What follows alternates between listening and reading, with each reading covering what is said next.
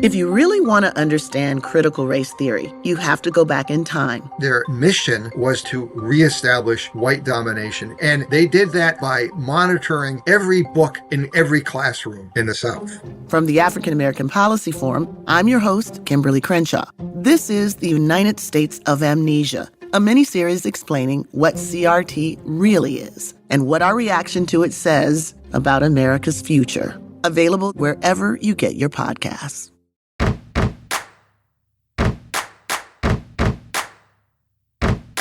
Hello and welcome to Immigrantly. I am Sadia Khan. As a host of this podcast, I'm always on the lookout for voices that challenge the status quo and push the boundaries of our understanding of identity and resistance.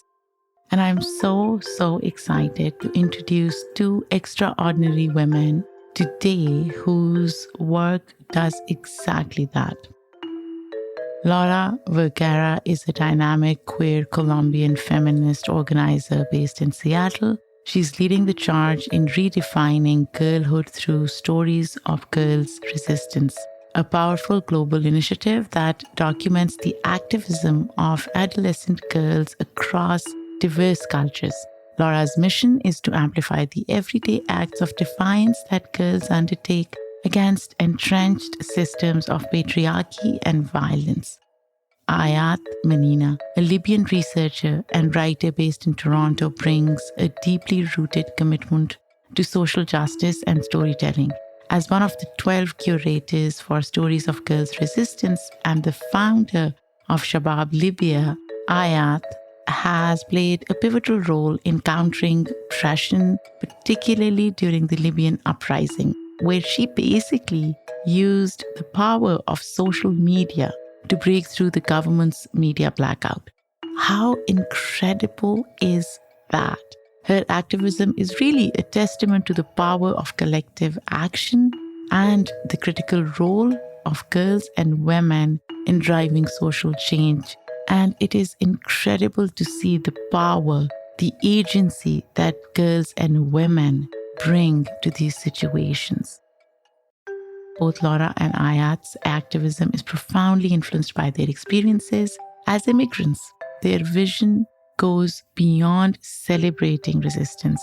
Now they imagine a world where girls can live fully and freely, unburdened by the need to fight for their basic rights. What a great vision. By the way, we faced some technical issues on Ayat's side. She is a new mom and hence she was busy with the baby, and also we had some technical auditory issues. But the conversation is incredible. So just bear with us, and I hope you enjoy this conversation as much as I did.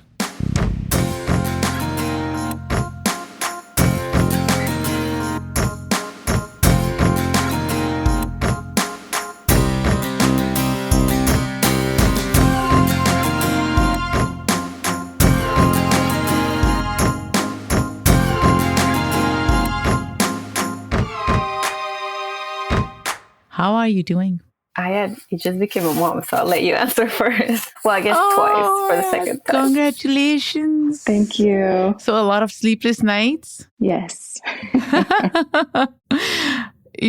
Motherhood is such an interesting journey. When you have an infant, you're like, oh my gosh, it's so tough. You have to get up at least a few times at night. But then when that phase passes, you miss it. I miss that phase. My kids are all grown and I'm like, oh my gosh, if I could go back in time. I know, I'm trying to be present.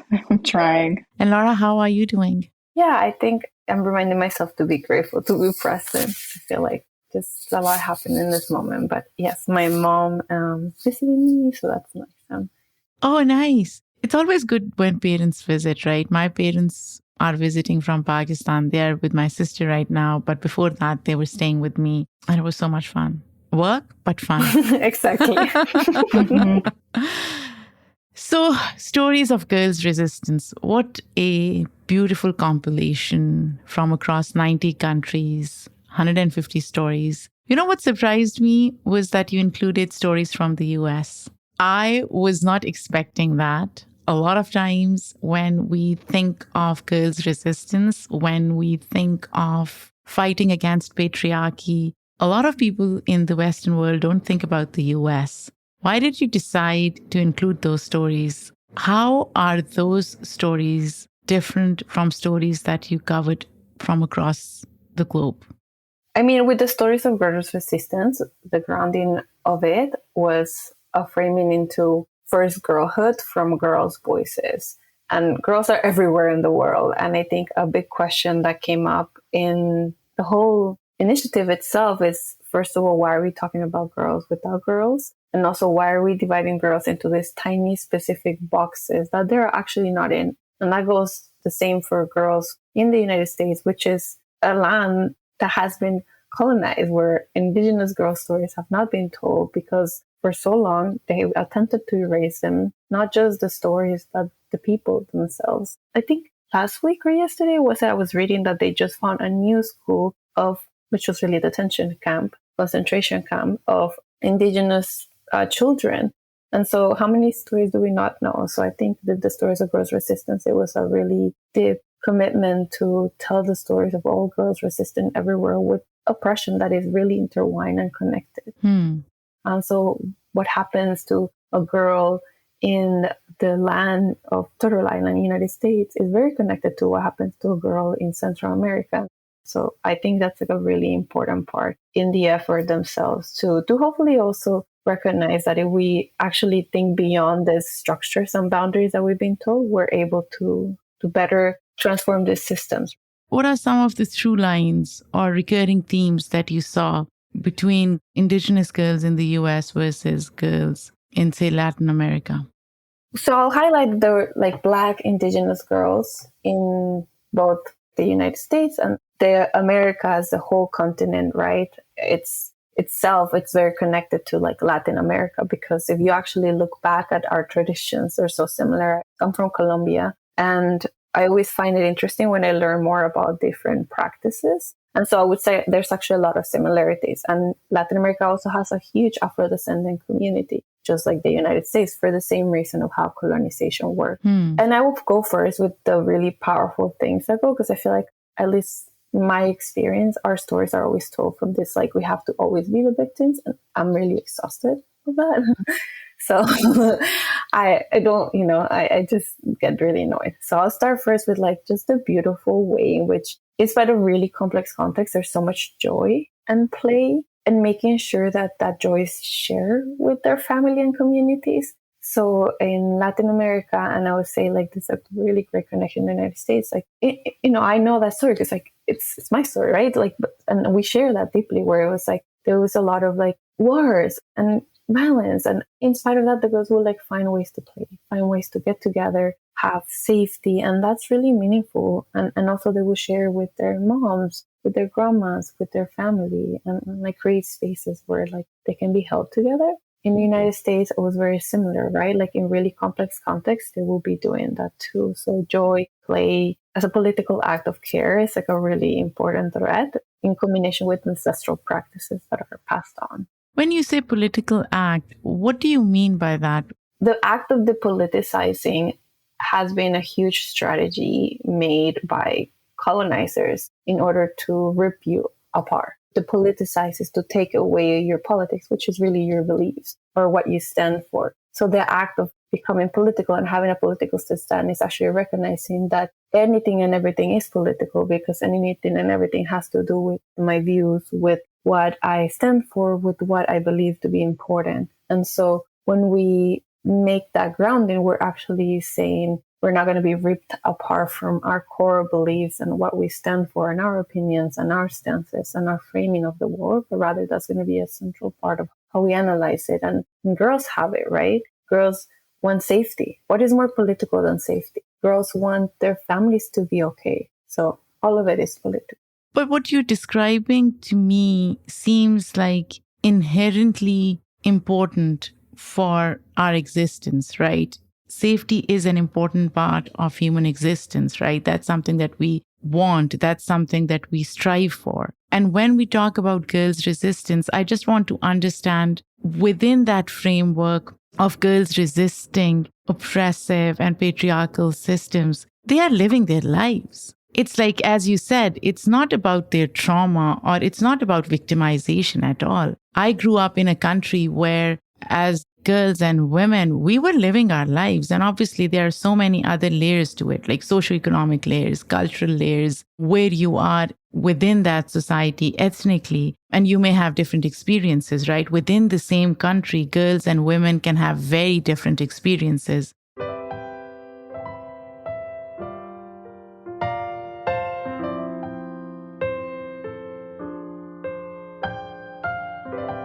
Can you share a story from your own life where you first realized that girlhood, as it's often portrayed, didn't really fit your reality?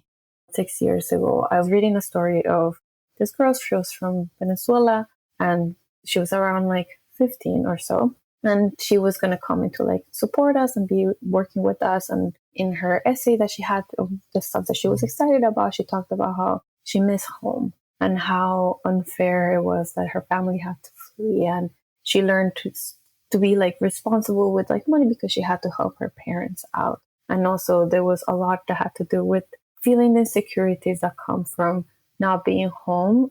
And there was so many through lines in when I was reading. And then her age, I was thinking she should not be having to think about all these things at 15 and having had that like for a long time, right? And she's so responsible. I was like, oh, I love her. I just want to give her a hug. She's like taking care of her parents. You know, a lot of the times the system will mess up with your parents because they don't know English. And so she'd be like, oh, I'm an excellent translator because I always translate instantaneously for my parents. I'm like, yes, girl, I know what you're doing. And I was just like, and also, no, she had been doing this for so long. Like, I think, you know, what else did she wanted to do with that time and that space? Even though she wouldn't, of course, not wish otherwise, because I know I wouldn't either. But it made me really sit with that. I think, what does that do to our bodies and our heart when we have to grow up?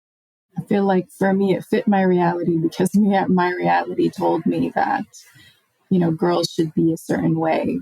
What was that way?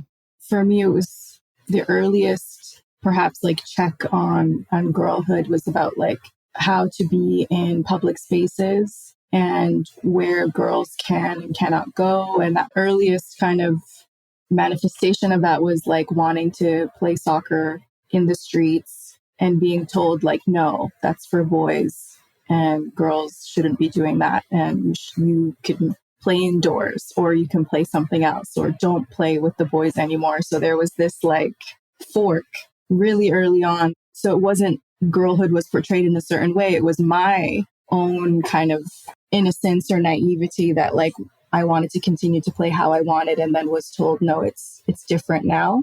Did you question that? Yes, I was quite stubborn and I would sneak away and I would play with the boys anyway. But it bothered me that it was like I had to go out of my way to continue to do what I wanted. And I didn't understand the rules. I didn't think they were fair. And this was where, in Toronto? No, I grew up in Winnipeg and also I was born in Libya. So I lived there until I was 6. So it definitely started in Libya and then it continued. At 6? Yeah. And I assume those limitations were probably defined by your parents, right? My parents, my relatives, other adults, like it's the patriarchy. It's everywhere, right?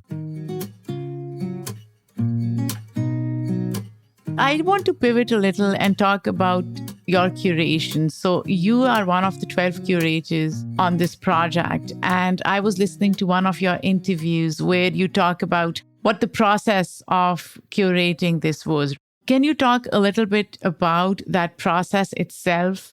Yeah, in terms of the story curation, we were each assigned a region around the globe, and we kind of each set out to collect stories in our own way. So I think probably the overall strategy was to tap into our own respective networks. I will stress that this was a project that we kind of embarked on with a really, kind of tight timeline and a really specific goal in mind. And so obviously, if we were to go back, it could, the stories that we would have collected could have been different or could have been touching on a wider array of subjects. But the initial kind of push, I think, was really good regardless. We, like you highlighted, we captured so many stories from around the world and tried to keep in mind, what we wanted to lift up. But also there was an element of really not knowing what we were going to get, right? Because this is a very unique set of prompts that we use to interview the storytellers, to ask them about their stories. Can you share a few prompts? Yeah, so we really did hone in on, the girlhood. So even if we had interviewed seasoned activists or leaders from various countries, we really asked them to go back into what their girlhood looked like, who were their champions during their girlhood, what were the challenges that they faced, when did their girlhood end? I think that was like a really, really, really important piece that made every storyteller kind of pause. Like some of them probably had to think about that and probably face that in a difficult way. And some others really used the opportunity to reflect during the story collection process. How are you defining girlhood? I think that was quite open from the beginning. We asked them to define what girlhood meant to them, but we really are focusing on time period of birth to adolescence. There's that period of time where there's these really big changes that happen in girls' lives. And a lot of the time, those are, imposed systemically and through society and the challenges that people face in various places that they come from. We really delved into, the start of their girlhood and then how it ended. And then we really looked into, did the end of their girlhood spark some sort of a resistance in terms of them now pushing back? I don't want to generalize, but a lot of the time, like I mentioned, the end is something that's happened abruptly or that's happened against girls wanting to would prefer perhaps to continue their girlhood. Or there's that question of like, can girlhood be indefinite? So when you say, can girlhood be indefinite, what form or shape will that take?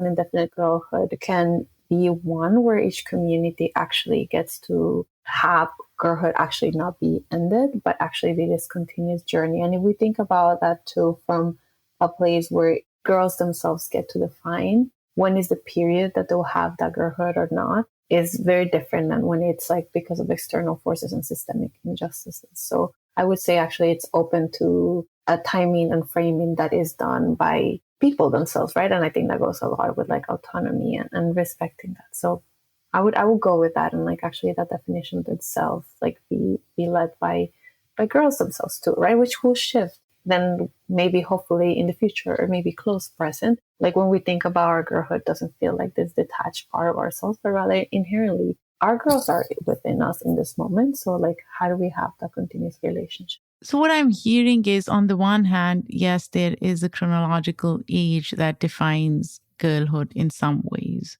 But at the same time, you're talking about the mindset, right, of being a girl, being carefree, being unencumbered by societal pressures and norms, living your life freely and unapologetically in a way. And that is something that you think people should carry on throughout their lives. Is that an apt summary of what both of you are trying to say in terms of girlhood being indefinite? Yes, definitely. And I would encourage everyone to dive into the initiative and the book themselves. There's the strategies of resistance. There are the strategies in the ways in which girls are reshaping and transforming the world. And that goes a lot into like play, care, joy, having solidarity, having spaces where they come together and then they strategize. Because usually what ends up happening is that Western countries are just honestly more powerful because of systemic injustices get to decide what girlhood is. So how do you think the Western world defines girlhood? You said it's different from how other people define it. I think the way the West defines many of its things is that it has to reflect, the values that the Western world kind of operates in. And a lot of it is kind of capitalism. And a lot of it is very much individualistic. And it's really about isolating, all these different phases and trying to market to them or trying to control them or trying to influence them. And so I think when you think about girlhood in the West, you think about, I feel like it's a marketing blueprint. I think of different, specific colors that are around girlhood or specific activities. Then in the West, that it's a very small, defined, finite period in terms of what girlhood is. And it's also one of the least powerful places that you could be in terms of the West. Being a girl is one of the more vulnerable positions that you could be in. How so? We kind of exist in the patriarchy, and those that hold the most powers in the patriarchy are men specifically. And being a girl, being young, being all these other kind of characteristics of being a girl are not deemed important or powerful in the Western culture. That's an interesting perspective, because in my mind, when I think of how West portrays girlhood, my thought would be girls are more vulnerable in the West because there is a facade that they are in control and they are empowered, which they actually are not. And that dichotomy exists, which makes them more vulnerable because they are not even aware of how patriarchal the society is. There's definitely, like you said, like a facade or an illusion of perhaps the messaging. You're right that, girls are strong, girls are this or that. But ultimately, who's making decisions for girls, right? It's very rarely girls themselves.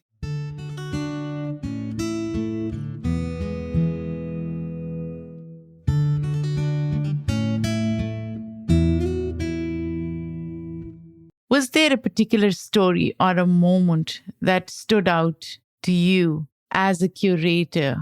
We've had a chance to revisit some of these stories recently in light of what's been happening over the last 10 months in Gaza. One of the stories is from a leader in Palestine who, a 70-year-old woman today, and it was really special to hear her story because we were able to see what life looked like under occupation for 70 years and how that impacted her girlhood, how it sparked her resistance, and that kind of intersection between being a girl under a patriarchal system, but also under occupation, under fascism, in conflict. And so to be able to capture that just from essentially, her lifetime was really powerful and kind of sticks out for me in terms of girls' resistance going hand in hand with, people's resistance and movements and what's really happening on the ground. And that is really intertwined. That's such an important and beautiful story. As a storyteller myself, I'm always intrigued by how other storytellers view the art of storytelling, right? Because it goes beyond just recording history or telling stories. It actually shapes the future of social justice movements. How do you see your work shaping the future of social justice movements, of lived experiences, basically? I don't want to kind of fall into the trap of saying like, oh, if we just represent these different voices, then something will happen. Because that's not necessarily the case. I think that's the trap that we'll give you the mic, but nothing changes. I think apart from it being a record, like you said, and apart from, trying to represent everybody, I think storytelling also has the responsibility of pushing back against what is, considered dominant storytelling form or mediums, and also kind of just pushing against the traditional ways that we have already developed in terms of what storytelling looks like. I think that there's a lot to be uncovered and a lot to be explored, and just from pursuing storytelling, maybe there's a new way of doing things. I think storytelling is life. The stories we tell shape the present, the future, and the past. We know that, right? History is a story. It's not just future. You're absolutely right. Yeah, it's all of it. And so I feel like this is actually how we are affirming what we believe in, what's important. And so the stories we tell inherently are also what we hope to be more of. When we look at the history, and I put in quotation marks, of the world, it does not include girls. we have done a lot of research to actually put that, right? Like the initiative itself wasn't because it just happened. It was actually because of such a lack, and honestly shameful lack. How do we not have stories of girls when they have always existed? They have always done amazing work. And so I think that's really just a big kind of part of like, does the history of the world not have girls? I mean, we know it doesn't have women. We know it doesn't have people of color, Black people, people of different castes, people with disabilities. The stories, even if they're included, they're always told by someone else. So I think that goes to a reflection. If the stories of the world are only told from this one perspective, we're going to get this exact result. We look at the world that we have today. So I think that actually the stories we tell will give us the result of the world we have.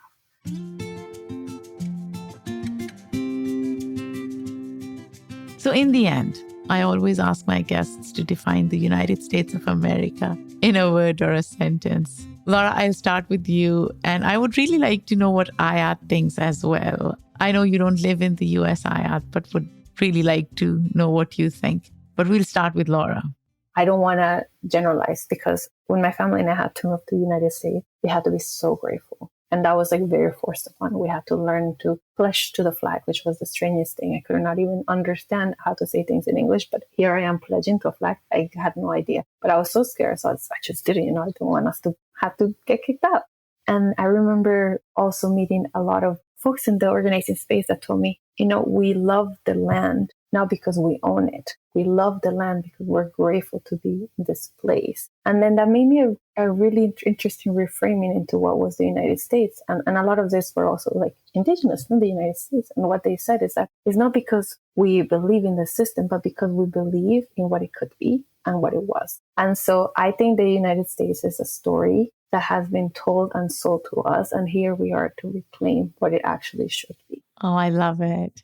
I don't know. I think right now it's a place that is, fully on display in terms of the cracks and the weaknesses and the challenges and the corruption and the evil it is capable of.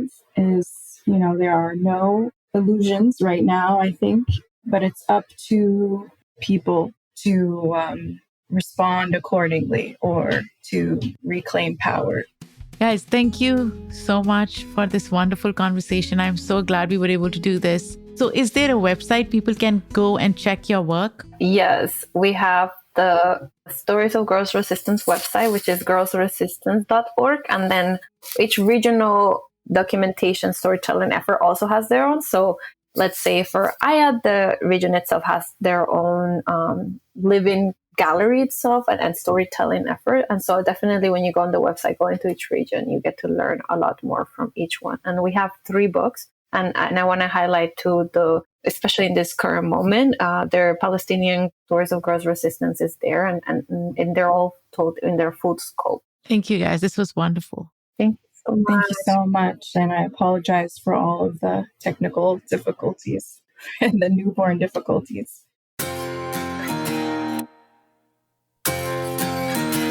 What an incredible conversation. You know what? I think about these things a lot.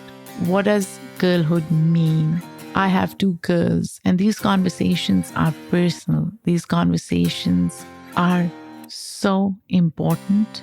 And I think we should have more of these conversations and challenge our own notions of girlhood and maybe revisit our own girlhood. What did it mean to be a girl? What challenges did we face? What were some of the memorable moments that we experienced during our girlhood? And have we been able to extend it beyond those few years? This episode is produced by me, Sadia Khan, written by me. The editorial review is done by Shay Yu. Our sound designer and editor is Hazik Ahmed Fareed. Our theme music is by Simon Hutchinson. Other music by Epidemic Sound. Come back next week when I have another important conversation. Take care.